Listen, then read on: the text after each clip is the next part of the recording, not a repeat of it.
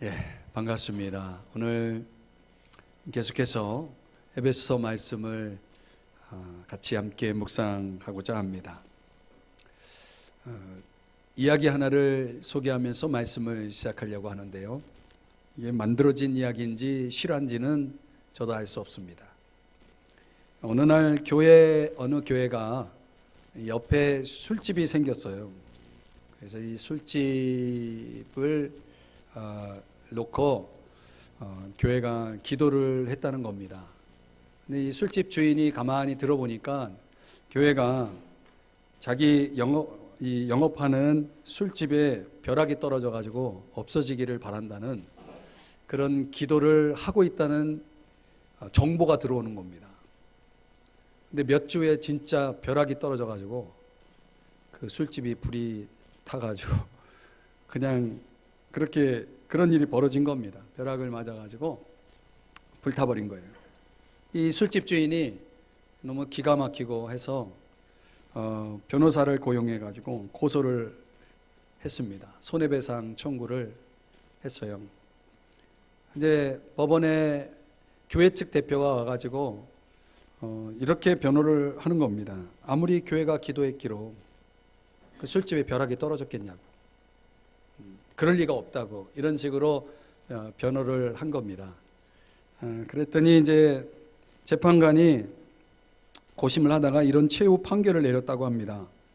술집 주인은 기도를 믿었고 교회는 기도를 믿지 않았음.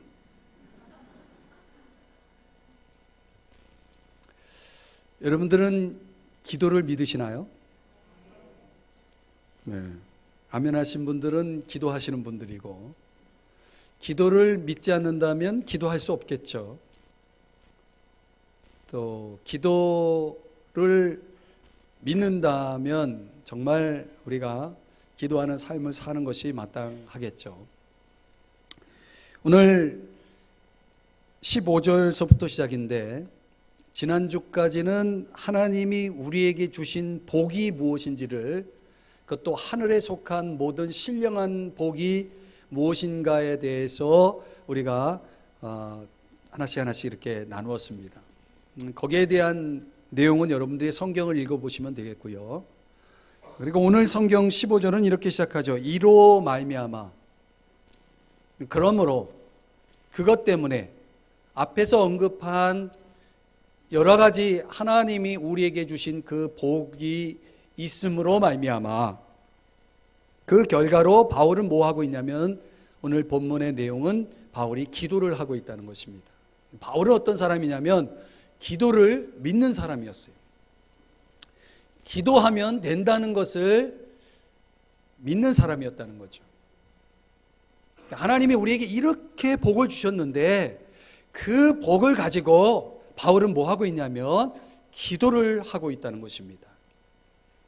그래서 실제로 성경 원문을 보면은 3절서부터 14절은 하나의 문장으로 되어 있고, 오늘 살펴보는 15절에서 23절 또한 한 문장으로 되어 있다는 거예요. 우리말 성경에는 이렇게 절절 구분이 되어 있지만은 하나의 문장으로 구성되어 있다는 것입니다. 오늘 저와 여러분이 신령한 복, 하나님이 우리에게 주신 그 복을 가지고 살아가는 저와 여러분이 바울의 이 기도를 통해서 배워야 할 기도의 교훈이 있습니다.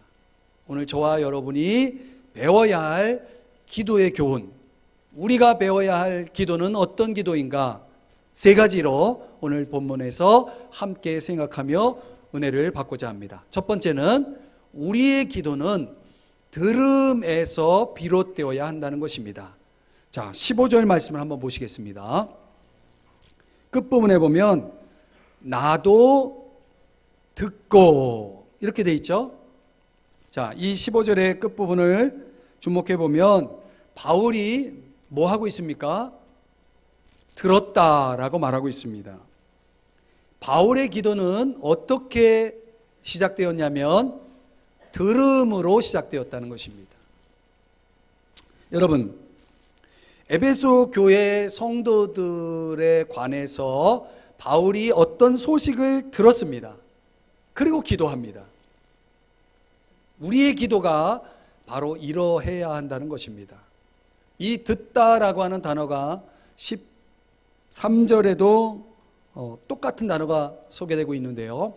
아코라고 하는 단어인데 주의를 기울여서 청취하다라는 뜻입니다. 바울은 에베소 교회 성도들에 대해서 주의를 기울여 그들의 소리를, 물론 편지를 통해서 어떤 사람을 통해서 들었겠지만 주의를 기울여서 그들의 소식에 관해서 잘 청취했습니다. 그리고 바울은 기도를 합니다. 이런 걸 가르쳐서 관심이라고 말하는 겁니다. 관심. 여러분, 어떤 말을 들을 때 그냥 흘려버릴 수 있는 말도 있잖아요. 사람이 관심 있는 것은 듣게 돼 있습니다. 사람에 대해서 내가 관심을 갖잖아요. 저는 좀 스포츠를 좋아하는데요. 제가 좋아하는 선수에 대해서 뉴스가 나오면 제가 잘 듣습니다. 관심 있는 거에 대해서는 우리의 귀를 기울이게 돼 있죠. 이게 바울에게 에베소 교회 성도들에 대해서 관심이 있었다는 겁니다. 이게 그들과 서로 잘 연결되어 있었다는 거죠. 히브리서 10장 24절에서는 우리가 이 종말의 때를 살아가는 동안 서로 돌아보라고 말씀을 하고 있습니다. 서로 돌아보라.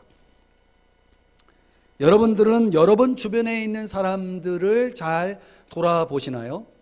그들에 대해서 여러분들은 잘 들으시나요? 어떤 미국의 경우인데 어떤 자매님이 비행기를 타고 시카고로 가던 중에 그 기내에서 다른 어떤 자매를 만났습니다. 서로 이제 기내에서 처음 만난 분이지만 서로 이야기를 나누다 보니까 어떻게 해서 이 비행기를 탔는지 얘기를 들어보니 자기 딸이 약물 중독에 걸려서 어떤 재활병원에 입원을 시키고 지금 집으로 돌아가는 길이다라는 그런 속사정을 듣게 됩니다. 근데 그 사정을 듣고 보니까 자기랑 너무 공통점이 있는 거예요.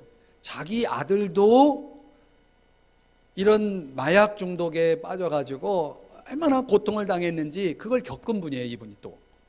그리고 예수님을 만나서 예수님께서 내 아들, 그 아들을 이 마약 중독에 빠진 그 아들을 어떻게 그 마약에서 벗어나게 했는지에 대해서 자신이 경험한 것을 그 딸 재활병원에 입원시키고 돌아가는 그 자매에게 자신의 이야기를 조심스럽게 꺼낸 것입니다. 이야기를 한 겁니다.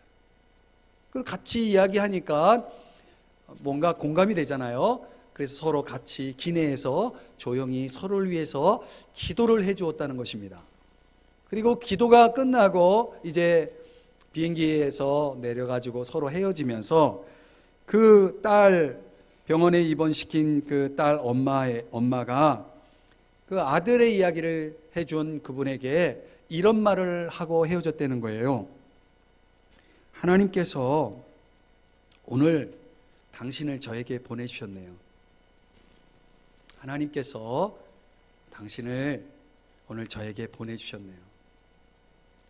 자, 이 얼마나 참 이 감동적인 고백입니까? 그러니까 자기 딸 약물에 이 중독이 돼가지고 재활병원에 입원시키는 그 심정이 얼마나 고통스러웠겠어요. 그런데 그 비슷한 경험을 한 자매의 간증을 통해서 또 그 아들이 소망적인 것은 예수님을 만나서 그가 약물에서 벗어났다는 그런 간증을 들으면서 희망을 찾은 거죠. 너무 고맙고 너무 위로가 되는 거죠. 여러분, 우리 주변에는요, 이렇게 하나님만이 주실 수 있는 그런 위로와 힘을 얻어야 될 사람들이 우리 주변에 많이 있다는 것입니다. 우연히 서로 이야기를 나누게 되었지만은 그 한 엄마에게는 그가 들어야 할 중요한 간증이 어떤 자매에게 있었다는 거죠. 서로 말하고 이야기할 수 있다는 것이 이렇게 좋은 거예요. 어떤 분이요, 암 선고를 받고 암 치료를 받게 된 것입니다. 이 갑작스런 이 치료 소식에 이분이 너무 낙심한 가운데 전화를 했어요. 누구에게? 친구에게 전화해 가지고 내가 암 선고를 받고 지금 치료를 받게 됐다고 하면서 막 전화해 대고 우는 거예요. 그러니까 이 전화를 받은 친구는 이런 갑작스러운 소식에 또 친구가 너무나 아파하고 너무나 괴로워하고 눈물을 흘리니까 자기도 너무 속이 타는 거죠. 주님, 어떻게 하면 좋지요? 하면서 속으로 기도하면서 그 친구의 전화를 받는 겁니다. 무슨 해줄 말이 없는 거죠. 이런 상황에서는 말이 필요 없죠. 할 말도 없고. 그런데 이제 한참 울고 이런저런 이야기를 하면서 통화를 했는데 갑자기 조용해지는 거예요. 그래서 무슨 일인가 좀 이렇게 걱정이 됐는데 남자 목소리가 들리는데 남편이에요, 남편. 그래서 그 남편이 하는 말이 지금 아내가 잠이 들었다고, 내일 다시 통화해야 되겠다고 하면서 전화를 끊었다는 겁니다. 그러니까 그 자매는 울면서 친구에게 하소연하면서 자신이 처한 그 고통을 하소연하면서 그러다가 잠이 든 거예요. 사랑하는 여러분, 사람이요 이렇게 고통을 받을 때가 있는데 그 고통을 누군가에게 나눌 수 있다는 게 얼마나 참 중요한지를 이 두 가지 이야기를 통해서 제가 배우게 되는 것 같아요. 사람이 고통을 겪으면요 뭔가 의지하고 싶은 게 있거든요. 그렇지 않습니까, 여러분? 근데 사람을 의지하면 그 사람이 내 고통을 덜어줄 수 있나요? 그럴 수 없거든요. 그러니까 정말 주님이 필요하고 주님을 의지하고 주님이 주시는 힘을 얻어야 될 사람들을 하나님이 어떤 방법을 통해서, 사람을 통해서 그걸 제공한다는 거죠. 느헤미야라고 하는 성경이 있는데 그 느헤미야에 등장하는 주인공인 느헤미야는 자신이 지금 고향에 있는 그 예루살렘 고향에 있는 사람들의 형편에 대해서 되게 관심을 갖고 묻습니다. 도대체 지금 어떤 상황인지 묻고, 그리고 그 사람들의 형편에 대해서 들은 다음에 그가 앉아서 울면서 금식하면서 기도하는 장면이 느헤미야서 1장에 나옵니다. 이 느헤미야라는 사람은 주변 사람들의 형편에 대해서 귀를 열고 있는 사람이었다는 거죠. 요즘 어떻게 사니? 상황이 어떠니? 라고 묻는 사람이었고 그것을 듣고 기도하는 사람이었다는 거예요. 여러분, 이런 자기 주변에서 들려오는 소리들을 듣고 있는 사람들, 그리고 듣고 거기서 끝나는 것이 아니고 그것을 놓고 기도하는 사람이 오늘 우리 사회에 필요하다는 거죠. 우리 현대인들은 자기 말만 하는 일에 익숙해져 있는 사람들이 많습니다. 자기 하고 싶은 말만 하는 거죠. 여러분, 우리가 살면서 이렇게 다른 사람의 필요를 인식할 수 있는 그런 귀를 가지고, 그런 마음을 가지고 살아가는 것이 참 중요합니다, 여러분.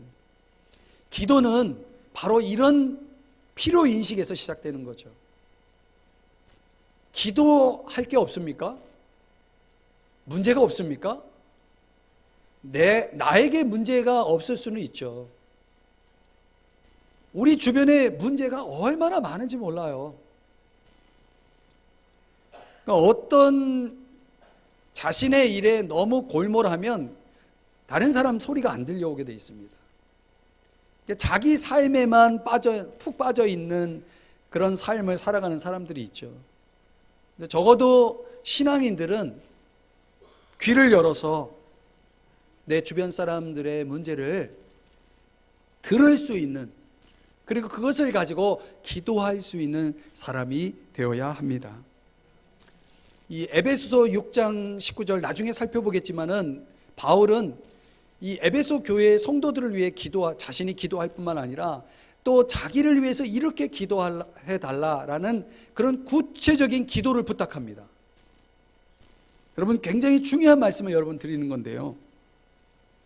우리가 들어야 되고 또 기도해야 되는데, 그러려면 아주 구체적인 나눔이 필요합니다. 야고보서 5장 16절의 말씀에 보면 너희 죄를 서로 고백하며 병이 낫기를 위하여 서로 기도하라. 의인의 강구는 역사하는 힘이 큼이니라. 이렇게 말씀하고 있습니다. 예수님께서도 마태복음 18장 19절에서 말씀하시기를 두 사람이 땅에서 합심하여 무엇이든지 구하면 하늘에 계신 내 아버지께서 그들을 위하여 이루게 하시리라. 이렇게 말씀을 하고 있습니다. 여러분, 우리가 함께 기도한다는 것이 얼마나 중요한지를 지금 말씀드리고 있는 겁니다. 그러니까 뭐 하라는 거예요? 기도의 교제를 가지시라는 거죠. 이 성경에 보면 기도의 사람들에게는 항상 그룹이 있었어요. 다니엘과 같은 사람은 어떤 문제가 일어날 때 친구들을 찾아갑니다. 그 친구가 3명이 있었는데 그 3명의 친구에게 야, 이런 문제가 있는데 우리 같이 기도하자 하면서 같이 기도합니다. 다윗이라고 하는 사람은 요나단이라고 하는 좋은 친구가 있었어요. 자기의 문제를 털어놓고 함께 또 기도를 합니다. 일종의 삼겹줄 원리죠. 그러니까 우리 주변에는 내가 너를 위해 기도해 줄게, 어떤 기도가 있니? 기도 제목이 뭐니? 라고 물어주는 사람이 있어야 되고, 나 역시 누군가에게는 내가 당신을 위해 기도해 줄 테니 어떤 상황인지 저에게 얘기해 주세요 라고 말하는 그런 신실한 기도의 사람이 우리 모두는 필요하다는 것입니다. 그 누군가의 기도에 의존해서 살아가야 되는 존재라는 것이죠. 문제 없는 게 문제가 없는 게 아니죠. 문제를 인식하지 못할 뿐이죠. 그러니까 우리는 서로 그런 필요를 가지고 살아가는 존재라는 것을 잊지 말아야 됩니다. 바울이 오늘 그것을 우리에게 가르쳐 주는 거죠. 나도 듣고 또 나를 위하여 이렇게 기도해 다오. 나도 듣고 기도하고 있는 이 바울, 저와 여러분이 서로를 위해 이렇게 듣고 기도해 주는 기도의 사람들이 되시기를 주의 이름 축복합니다. 두 번째는요, 바울의 기도에서 배울 것은 우리의 기도는 감사가 넘쳐야 한다는 것입니다. 뭐가 넘쳐요? 자, 16절에 보니까 바울이 기도할 때 감사하기를 그치지 아니하고, 여러분, 감사가 얼마나 많았으면요, 감사가 그치지 않았다라고 얘기합니다. 도대체 무엇에 대한 감사였을까요? 오늘 성경에 보니까 16절 너희로 말미암아. 그러니까 바울의 감사는 어떤 축복된 어떤 것에 대한 감사가 아니라 너희가 감사 제목이었다는 거예요. 여러분, 사람을 보면서 시험에 드십니까? 사람을 보면서 감사하십니까? 여러분, 자녀를 보면 시험에 듭니까? 감사가 됩니까? 여러분, 바울이 에베소 교회 성도들을 생각하면서 너무 감사가 많았다는 거예요. 그 너희, 그런데 16절 다시 보시면 내가 기도할 때에 기억하며, 여기 기억이라는 단어가 나오는데 이게 원어에 보면은 무슨 뜻이냐면 그냥 기억하는 단순한 기억 차원이 아니고 아주 구체적이고 명확한 재료를 가지고 기억하는 겁니다. 말하자면은 한 사람 한 사람을 놓고 기도하면서 그 사람이 처한 상황들, 형편들, 성품, 신앙 수준, 그가 가지고 있는 현재 가지고 있는 기도의 제목, 이 모든 것들을 한 사람 한 사람 일일이 뭐하고 기억하면서 기도했다는 거예요. 근데 그 기도를 하면서 뭐 했다? 감사를 그치지 않았다는 거예요. 야, 그러니까 제가 이 단어를 기억한다는 이 단어를 생각하면서 저는 이거를 좀 알고 있었거든요. 그래서 이제 우리 교회 성도님들 신방하면서 이런저런 이제 기도의 제목들을 제가 전달을 받잖아요. 그리고 신방 때 예배 드리고 그 가정을 위해서 기도하고 돌아옵니다. 그럼 거기서 끝나는 게 아니고 제 기도 노트에다가 잘 요약이 돼서 그분들을 놓고 새벽에 기도할 때 그 이름을 하나하나 불러가면서 기도를 합니다. 근데 우리 교회가 뭐 큰 교회도 아니고 이 정도의 교인을 위해서 기도하는데도 시간이 얼마나 걸리는지 몰라요. 그 한 사람 한 사람을 놓고 기도할 때. 그분들이 가지고 있는 기도 제목들을 그냥 읽기만 해도 시간이 1시간이 훌쩍 지나가요. 이 바울이 이 한 사람 한 사람을 기억하면서 그들을 위해서 감사를 그치지 않는 이 기도를 드렸을 때 도대체 바울이라는 사람은 얼마나 기도를 많이 했을까? 에베소 교회만을 위해서, 교인들만을 위해서 기도하지 않았을 거고, 바울이 세운 교회들이 많았는데 그 사람들을 다 바울은 어떻게 기억하며 기도했다는 거예요. 여러분, 하나님이 특별히 기도할 때 기억나게 하시는 사람이 있어요.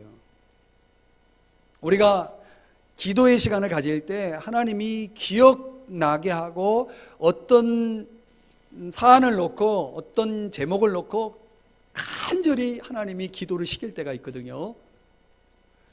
이 기억난다는 게 굉장히 중요한 요소입니다.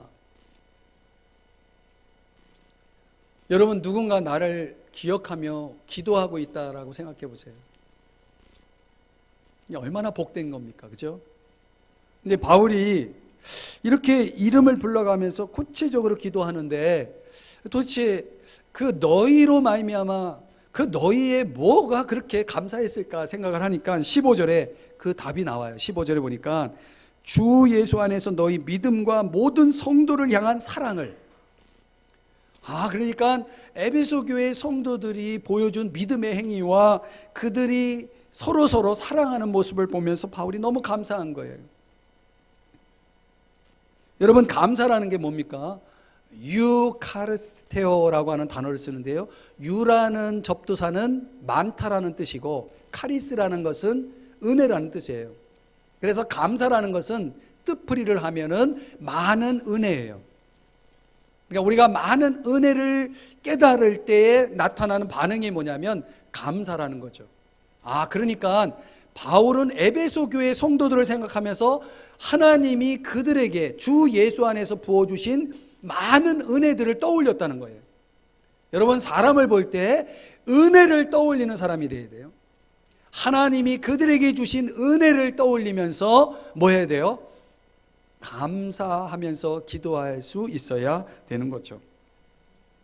그러니까 바울이 열심히 사역을 했음에도 불구하고 에베소 교인들은, 저는 그들이 아주 성숙한 신앙인이고 완벽한 신앙인이 되었다라고 생각하지 않습니다.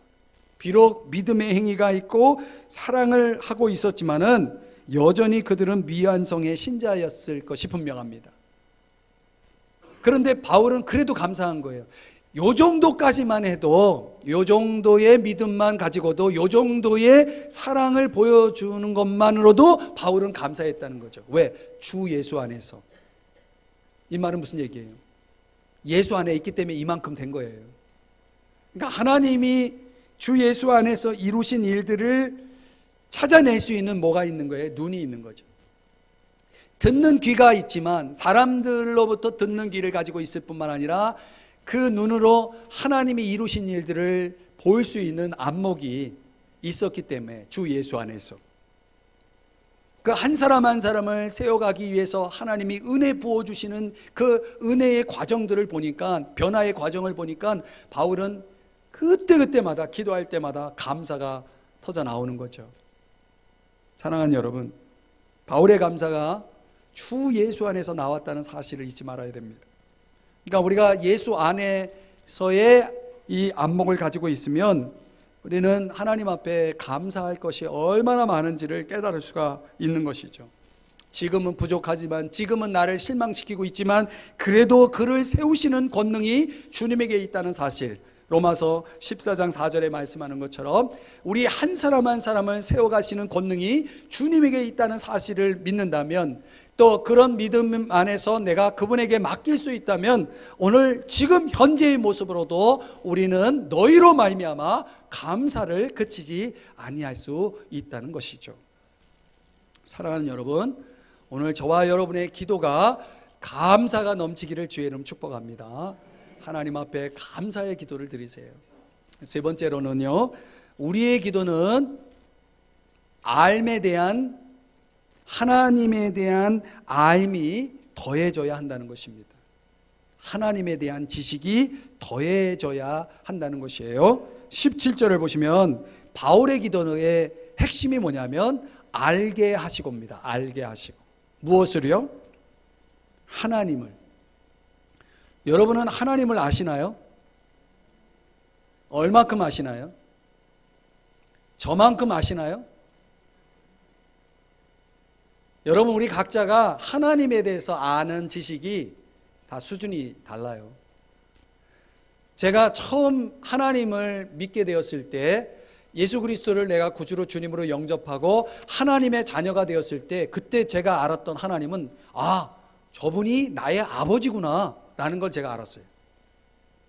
그래서 제 입에서 아버지가 제 입에서 나왔거든요. 그 정도 믿음의 초기에 제가 알았던 하나님과 지금 목회자로서 제가 목회를 하면서 경험하는 하나님에 대한 지식은 비교할 수가 없죠. 근데 제가 지금 현재 알고 있는 하나님에 대한 지식은 하나님에 대해서 우리가 알 수 있는 지식의 극히 일부밖에 되지 않아요.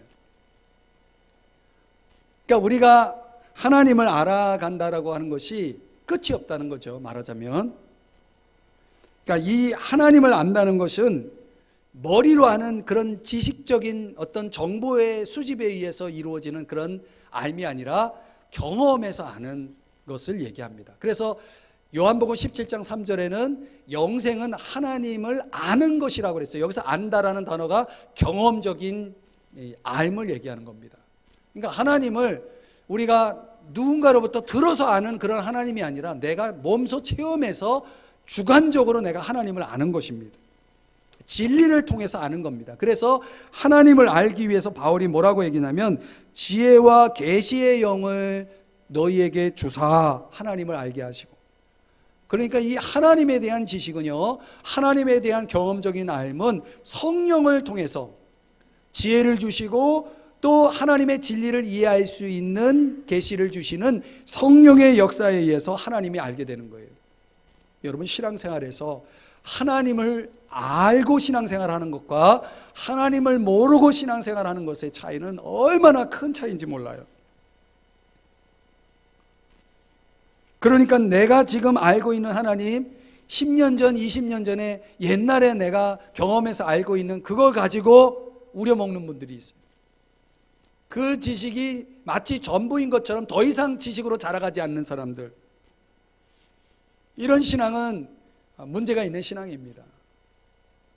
우리가 날마다 그분을 경험하는 신앙이 되어야 되겠죠. 하나님은 그분을 우리가 알기를 원하는 거예요. 왜 알아야 될까?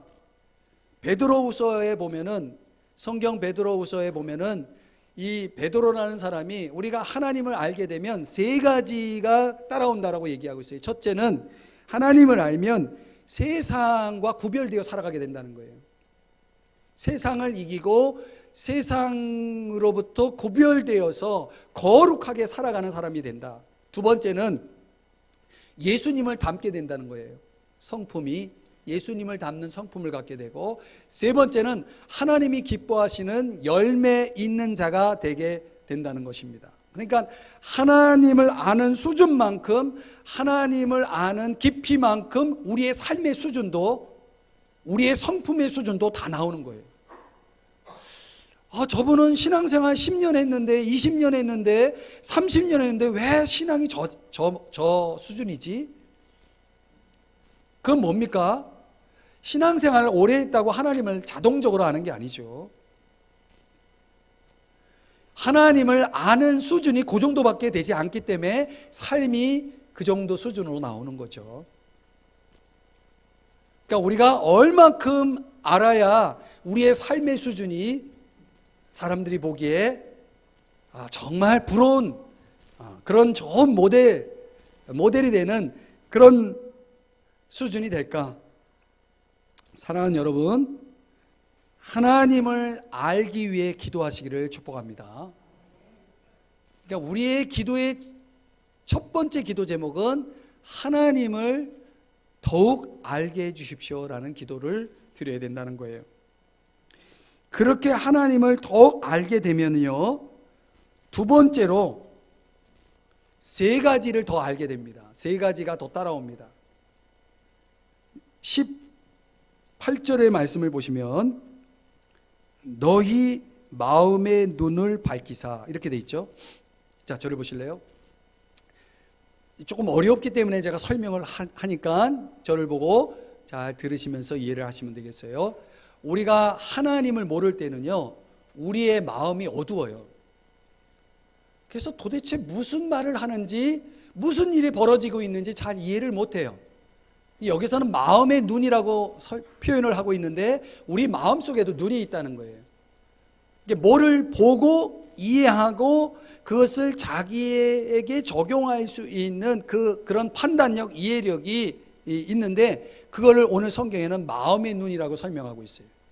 근데 어떤 사람은 마음의 눈이 밝아. 그래서 그걸 훤히 이해하고 받아들일 수 있어요. 그런데 어떤 사람은 마음이 어두워요. 하나님을 아는 사람은 마음의 눈이 밝고 하나님을 모르는 사람은 마음의 눈이 어두워요. 그래서 무슨 소리 하는지 못 알아듣는 거죠. 그러니까 여러분들이 하나님을 알고 그 다음에 마음의 눈이 밝아지면 세 가지를 이해하게 되는데, 첫째는 부르심의 소망을 알게 돼요. 18절에서 그의 부르심의 소망이 무엇이며, 이 부르심의 소망이라는 것은 특별히 두 가지이죠. 나를 구원하신 목적, 하나님이 나를 구원하신 목적, 그리고 하나님이 나에게 주신 사명.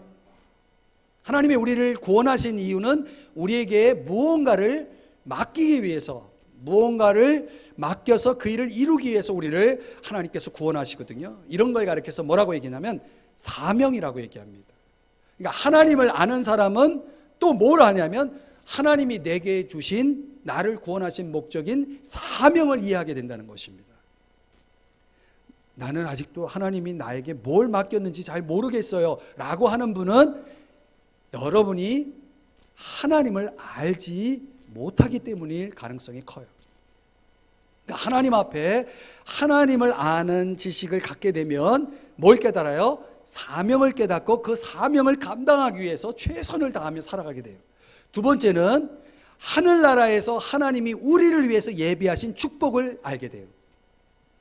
여러분을 위해서, 여러분이 죽고 천국에 가면 하나님이 여러분을 위해서 예비하신, 준비하신 기업이 있어요. 기업, 축복이 있다는 거예요. 그게 뭔지 아세요, 여러분? 하나님을 알아야 그것을 이해할 수 있다는 거예요.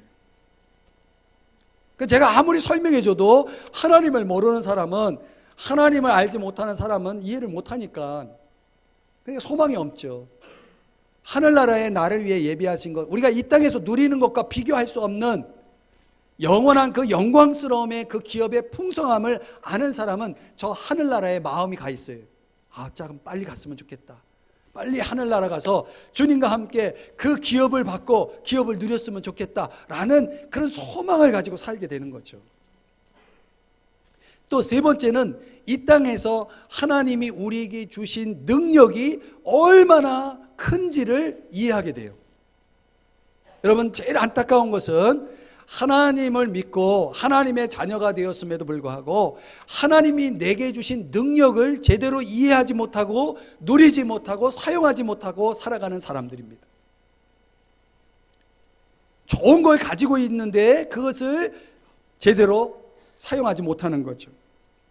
오늘 성경에 보면 그 능력과 관련된 단어가 4가지 단어가 사용되고 있어요. 다 설명을 못해요.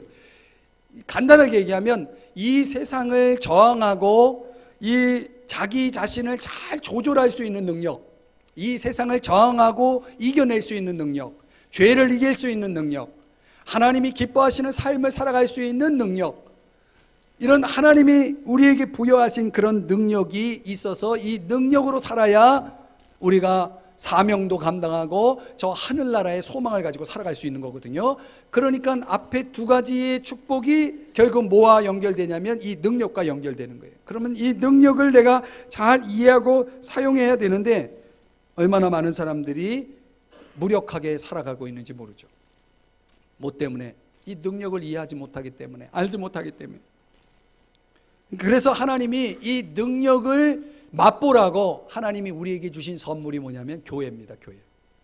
그래서 22절 23절에 오늘 성경에 보니까 교회를 이렇게 설명하고 있죠. 예수님을 교회의 머리로 삼으셨다. 23절 교회는 그의 몸이니 만물 안에서 만물을 충만하게 하시는 이의 충만함이니라. 한번 따라 하십시다. 충만함. 여러분, 이 교회 안에 그리스도께서 임재하시고 우리 주님이 임재하시고 우리 주님으로부터 주어지는 그 충만함이 어느 정도인지 여러분 정말 상상할 수 없을 정도의 엄청난 이 은혜가 이 교회 속에 있는 거예요. 이 충만이라고 하는 이 단어는 우리의 계산으로 이렇게 답이 나오질 않아요.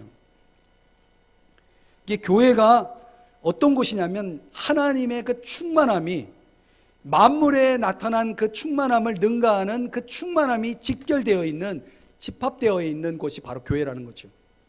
여기서 우리는 사명을 이해하고 또 하늘나라의 축복을 또 이해하고 그리고 우리가 이 세상 속에 살아가면서 하나님이 우리에게 부여하신 능력을 맛보는 장이 되는 거죠. 엄청난 겁니다. 저는 여러분들이 그러므로 하나님을 알게 되기를 간절히 기도하시는 여러분 되시기를 축복합니다. 그리고 하나님이 내게 주신 세 가지, 적어도 이 세 가지가 여러분들에게 이해되고 그리고 이 세 가지를 여러분들이 소망하고 누릴 수 있는 사람이 되시기를 주의 이름으로 축복합니다. 이야기 하나 하고 말씀을 정리합니다. OM 선교회의 조지 버워라고 하는 유명한 분이 있습니다. 여러분 이분 이름을 꼭 기억하세요. 조지 버워. 이 조지 버워라고 하는 사람이 이런 말을 했어요. 사람이 일하면, 잘 들으세요. 사람이 일하면 사람이 일할 뿐이지만 사람이 기도하면 하나님이 일하신다. 뭔 얘기인지 이해를 돕기 위해서 예를 하나 드는데, 어느 대학병원에 소아과 의사가 있는데요, 어느 날 다른 병원에서 고치지 못한 아이가 그 병원에 온 거예요. 다른 병원에서 고치지 못해서 온 거예요. 이 아이 아버지가 아이가 하루에 2번씩 고열로 고통을 하는데 너무 힘든 거예요. 그래서 다른 병원에서 아주 강력한 항생제를 써가지고 그 병을 이 열나는 거를 잡으려고 했는데 그걸 고치지 못한 거예요. 그래서 병원에 왔는데 사실 더 큰 내막은 그 병원에서는 이걸 원인을 알려면 개복 수술을 해야 된다라고 주장을 하는 거예요, 의사가.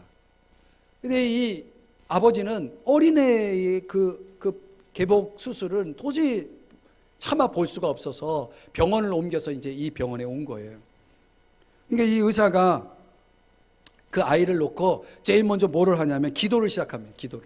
이제 기도를 하고 그리고 이제 그 아이의 엄마에게 물어봅니다. 혹시 예수 믿으시냐고. 예수 믿는다고. 그랬더니 의사가 하는 말이 그럼 우리 같이 기도하자고. 또 같이 기도합니다.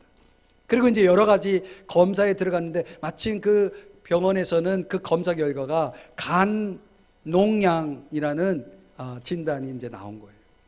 간 농양이라는 그 용어 들어보셨나요? 여러 가지 그 세균에 의해서 간에 염증이 생긴 그런 병인 거죠. 이 간 농양이라는 이 검사 결과가 나오니까 이 전에 병원이 했던 것처럼 이 항생제를 써가지고 그 아이를 치료에 들어가는데 이 아이가 이틀이 지나자 갑자기 열이 떨어지기 시작하고 2주가 되니까 애가 막 이제 거의 정상이 되는 거예요. 그리고 한 달 후에 이 아이가 아주 멀쩡해져 가지고 퇴원을 한 겁니다.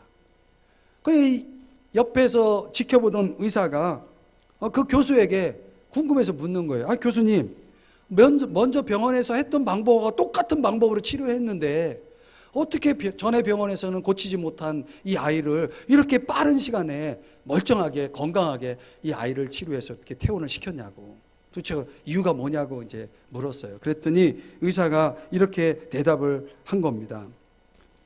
한 가지 약을 더 썼다고. 도대체 그게 뭐냐고. 그랬더니 의사가 하는 말이 기도마이신을 썼다고. 들어보셨나요? 기도마이신? 이 기도마이신을 썼는데 용량을 2배나 강하게 썼다고. 왜 2배나 강하게 쓴 거예요? 엄마랑 같이 기도했거든요, 의사가. 그래, 이 기도마이신의 용량을 2배나 강하게 썼더니 하나님께서 그 아이를 치료하는 데 효과를 봤다고. 이렇게 이제 이야기를 하면서 이 조지버의 이야기를 인용하면서 이렇게 말을 끝맺었다는 거예요. 우리가 다른 사람을 위해 일할 때는 우리가 일하지만 우리가 다른 사람을 위해 기도할 때는 하나님이 일하시는 거거든. 하나님이 일하시거든. 이런 말을 해주었다는 거죠. 여러분, 사람이 일하면 사람이 일할 뿐이지만 사람이 기도하면 사람과 함께 하나님이 일하신다는 사실을 기억하셔야 됩니다. 인간에게는 크고 불가능한 문제들이 많습니다. 하나님은 어때요? 그분이 감당할 수 없는 문제는 없습니다. 기도의 능력은 사람이 일하는 것과 비교가 되지 않아요. 우리의 일상 속에서 사람이 아무리 열심히 일해도 해결되지 않는 문제들이 얼마나 많아요. 우리가 알아야 될 건 뭐냐? 하나님이 일하시는 거에 비할 때 그 결과는 아무것도 아니라는 사실을 우리가 이해하면서 바울의 기도를 통해서 우리는 기도하며 사는 법을 배워야 한다는 것입니다. 사랑하는 여러분, 여러분은 기도를 믿습니까? 여러분은 여러분 주변에 있는 사람들의 필요를 들으시나요? 여러분을 통해서만이 그들의 필요가 채워질 수 있다면, 여러분의 기도만이 그들의 필요를 채워줄 수 있다면 여러분은 열려진 귀를 가지고 있어야 되고 그들의 소리를 들어야 되고 그들을 위해 신실하게 기도할 책임이 주어져 있다는 사실을 잊지 말아야 됩니다. 그리고 우리의 눈이 아니라 하나님의 관점에서 바라볼 때 지금도 살아 역사하시는 하나님의 은혜를 생각하며 우리는 지금 주어져 있는 관계 속에서 나의 자녀들을 보며 나의 배우자를 보며 나의 교우들을 보면서 하나님 앞에 감사하며 기도할 수 있어야 한다는 거죠. 무엇보다도 하나님을 아는 지식으로부터 모든 축복이 시작된다는 사실을 이해하십시오. 그래서 그 무엇보다도 하나님을 알게 해달라고, 하나님이 주신 것을 알게 해달라고 기도하는 여러분 되시기를 주님의 이름으로 축복합니다.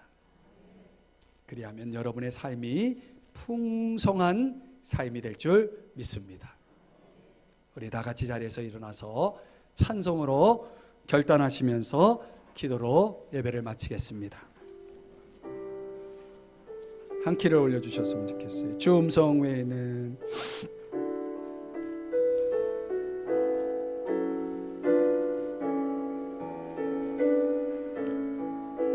주 음성 외에는 더 기쁨 없도다. 날 사랑하신 주 늘 계시옵소서. 기쁘고 기쁘도다.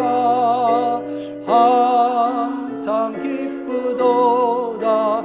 나 주께 왔사오니 복 주옵소서.